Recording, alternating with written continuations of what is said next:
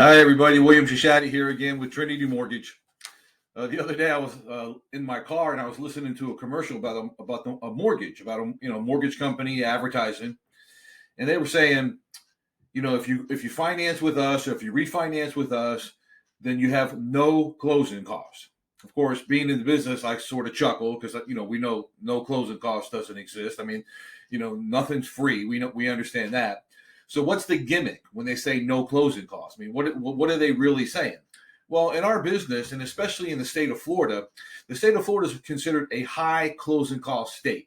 And what that means is, what do you mean by high closing costs? Well, in the state of Florida in particular, they charge a note tax on the promissory note that you sign, and they charge an intangible tax on the mortgage document. Those are two different documents that they tax in the state of Florida. And that's almost 1% of the total closing costs just to the state of Florida.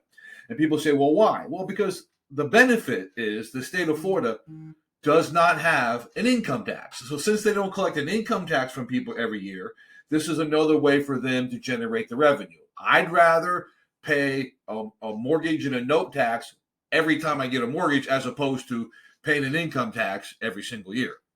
But the no closing cost gimmick says, how do they not charge any closing costs, right? In general, here's what they do. They just basically raise the interest rate to such a point that the lender receives such a high premium for that rate that they use that premium to cover your cost. Look, you got title fees, you got appraisal fees, you have state fees, you have underwriting fees.